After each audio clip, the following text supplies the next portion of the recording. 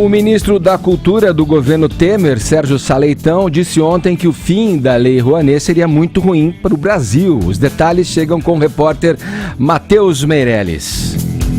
O ministro da Cultura defende a Lei Rouanet e diz que o benefício deve ser mantido e ampliado. Nesta segunda-feira, Sérgio Saleitão esteve em São Paulo para o lançamento do Mercado das Indústrias Criativas do Brasil, o MICBR, que ocorre até o próximo domingo. Questionado sobre as mudanças discutidas pela equipe de transição do presidente eleito Jair Bolsonaro, o ministro disse que a Lei Federal de Incentivo à Cultura é a mais rigorosa e transparente que existe no país. Graças a ela, mais de 17 bilhões de reais foram injetados na nossa economia criativa, contribuindo para a geração de renda, a geração de emprego, a geração de valor, a geração de exportação, a geração inclusive de aumento de arrecadação tributária e, portanto, a geração de desenvolvimento. Penso que nós resolvemos nos últimos 2 anos grande parte dos problemas que eram apontados. Eu duvido que haja hoje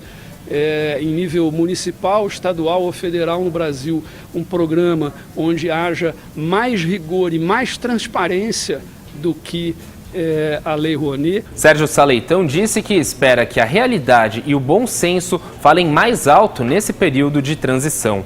O secretário de Governo de Cultura da Argentina, Pablo Avelluto, também participou do evento na capital paulista.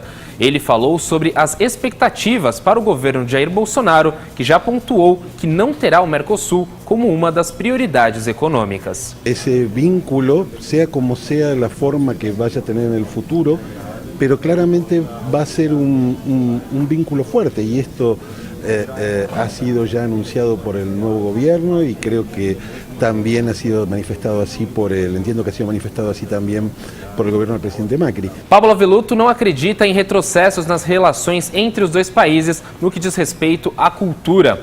O MICBR, realizado até domingo em São Paulo, reunirá empreendedores, investidores e artistas. De acordo com o estudo da Fundação Getúlio Vargas, a expectativa é que o evento movimente mais de 10 milhões de dólares em negócios e gere impacto de 39 milhões e 700 mil reais.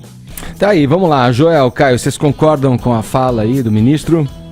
Concordo, Edgar. Olha, a Lei Rouanet, ela é imperfeita, ela tem problemas que não são fáceis de solucionar, mas ela, no todo, considerado o saldo final dela, na minha opinião, é positivo. Tá? Porque ela, do ponto de vista do Estado, as renúncias fiscais que ela permite são menos de 2 bilhões de reais, até que é bastante dinheiro, mas é muito menos do que muitas outras renúncias fiscais que vigoram no país. Ela permite que você financie aí a área da cultura e da arte, muitos projetos que não existiriam sem ela. E você tem, ao invés do Estado estar tomando a decisão, ao invés do governo estar tomando a decisão de quem vai financiar ou não, você pulveriza isso nas empresas e até nas pessoas físicas, que muita gente não sabe, mas a própria pessoa física pode fazer doações também com Lei Rouanet. Então você pulveriza essa decisão sobre o que financiar. É claro, nada é perfeito nesse mundo, mas o saldo final, na minha opinião, é positivo, porque permite a existência de muito mais iniciativas, eventos culturais, filmes, espetáculos, do que a gente teria de outro modo. Para mim, a grande questão é, vai ter dinheiro do governo para as artes? Minha resposta é sim, porque sem isso a gente teria muito menos arte e cultura. Então, já que vai ter, qual a forma? A Lei Rouanet dá uma forma razoável de pulverizar essa decisão, tirar o critério político, fica o critério de várias empresas, também são viesados, mas ao menos são várias tomando essa decisão e não um só. É curioso esse olhar que você dá, viu, João? Vou passar a bola para o Caio fazer o comentário, mas é curioso o olhar que você dá, um olhar econômico, né? Você dá a questão da distribuição econômica ali.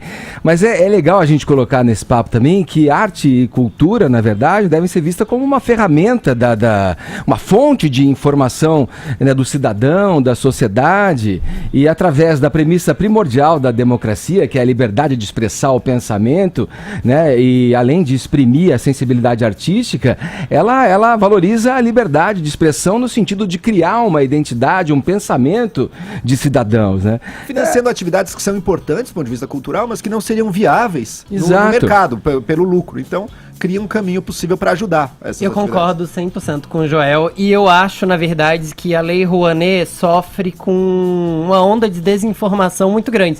É óbvio que ela é uma lei imperfeita, e é óbvio que, por vezes, ela contempla quem não deve ser contemplado. Mas eu tenho a impressão de que boa parte da população não sabe como a lei funciona. É basicamente como se um artista tivesse que ir no governo e ganhasse um dinheirinho ali na caixinha. na mão e é isso. Não sabe nem o que é uma renúncia fiscal nesse sentido. Eu acho que para a Lei Rouanet perder parte da antipatia com a qual ela conta de boa parte da população, como se fosse uma grande mamata e etc., precisa tornar mais claro o modo como ela funciona, para que a população entenda. Exato, como o fomento é distribuído na classe artística. O que você pensa a respeito, Caio? Na verdade, eu vou concordar aqui com a bancada de que existe muito preconceito em relação O efeito da mão Cohen aqui, se faz. Efeito imediato. Eu discordo. Então, mas existe muito preconceito em relação à Lei Rouanet, mas esse preconceito, de certa forma, ele é justificado, agora saindo um pouquinho a monja, em decorrência da farra petista no Ministério da Cultura e do enviesamento ideológico nesse tipo de pauta, né? Essa crítica é uma crítica recorrente, né? Com certeza, só que o fato é que, como o próprio ministro colocou, grande parte desses vícios já foram sanados, né? E o Joel colocou um ponto muito interessante que, para mim, é o que é onde a gente devia focar. Mas como assim enviesamento ideológico? Porque show da Cláudia Leite pode ser Lei Rouanet. O Fantasma da Ópera como musical pode ser Lei Rouanet. Não são exatamente coisas petralhas, entre aspas. Não só, na verdade, assim, aqui a gente está falando do conceito de bolsa artista e depois, dentro de um caldo de cultura, todos esses artistas, eles acabam se manifestando pró-governo e, no caso das últimas décadas, né, um governo lulopetista. Mas, para mim, o ponto central, isso daí já tá praticamente sanado. Você tem vários museus nacionais que vamos falar aí de alta cultura, né, que rodam só por causa da Lei Rouanet hoje em dia, mas o ponto que tem que ser valorizado é uma coisa que o Joel colocou, que é você pulverizar a decisão do investimento de capital, porque por ser uma lei de incentivo fiscal, basicamente a gente está falando de impostos federais, né, IR, para investidos alocados diretamente nesses projetos. E eu iria mais longe, da mesma forma que a gente tem a Lei Rouanet, qual que é uma crítica que se faz, né, aqui que o Fefito colocou? Quando uma Cláudia Leite faz um projeto desses, o que acontece? O produto cultural, o governo ele é sócio só da despesa e não na receita. Isso realmente incomoda parte da população, até porque o artista tem capacidade de investimento. Mas eu sou favorável, inclusive, a aplicar a lógica da Lei Rouanet, do incentivo fiscal, para as outras áreas, como é o caso da segurança pública. Já tem um projeto piloto desse no Rio de Janeiro, no Rio Grande do Sul, feito por iniciativa do Instituto Cultural Floresta, e na qual os empresários investem diretamente no equipamento das polícias. E isso é muito legítimo. Você cortar o governo como intermediário é sempre bom negócio, viu, Edgar?